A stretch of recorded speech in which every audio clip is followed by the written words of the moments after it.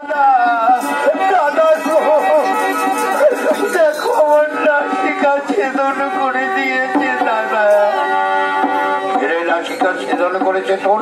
আহা, কে সর্বনাশ করলো? দাদা ওই বন মাঝে দুটি পুরুষ, সঙ্গে একটি রমণী, কি সুন্দর। দাদা আমি মনে করেছি তোর পাশে এনে দিলে খুব সুন্দর মানাবে, তাই মনে করেছিলাম। সেই শয়তান আমার নাসিকা করেছে ছেদন। তারা ওই বনমাঝি আছে। হ্যাঁ দাদা যাব, এর প্রতিশোধ আমি নিচ্ছি। আমার ভগ্নী সুর্পণখা তার নাসিকা করেছে ছেদন। না, আমি তাকে কোনোদিন ক্ষমা করব না। হ্যাঁ, কোথায় মারি? তুমি যাও, ওই মারিচের রূপ ধরে ওই সুন্দরীর মন ভুলিয়ে তারপর তোমাকে যখনই নিতে আসবে তখনই আমি হরণ করবো সেই রূপসী। হ্যাঁ ঠিক আছে, আমি মারিচের রূপে ধারণ করবো।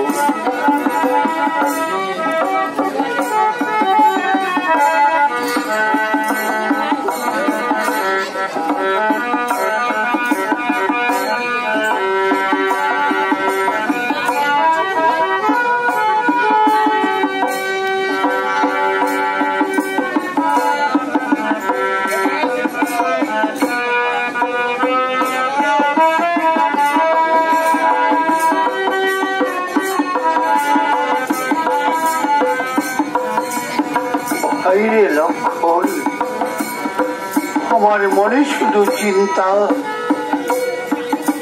গত পরশু সেই নাসিকা ছেদন করলি, আর ঠাকুর দাদা কোনো চিন্তা নেই, আমি রয়েছি তোমার পাশে।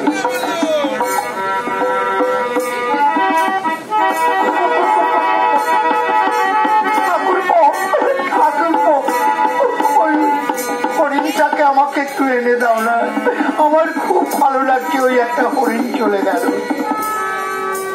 ঠাকুর দাদা মাঝে ওই সোনার হরিণ করে দিতে চাচ্ছি। হয় লক্ষণ,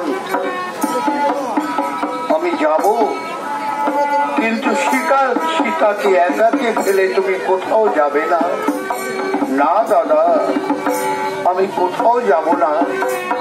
হয় লক্ষণ, ভালো করে বলে যাচ্ছি, এই পঞ্চবটী বন আমরা পিতৃসত্য পালন অর্থে 14 বছরের জন্য এসেছি বনে, কিন্তু সীতাকে একাকে ফেলে কোথাও যাবে না। ঠিক আছে দাদা, তুমি যাও। ঠাকুর বৌদি, তোমার কোনো চিন্তা নেই, কোনো চিন্তা নেই, আমি আছি তোমার পাশে। ভাইরে লক্ষণ, আমায় রক্ষা করো, রাক্ষসের কবলে পড়ে। ঠাকুর আমি শুনতে পারলাম তোমার দাদার কণ্ঠস্বর।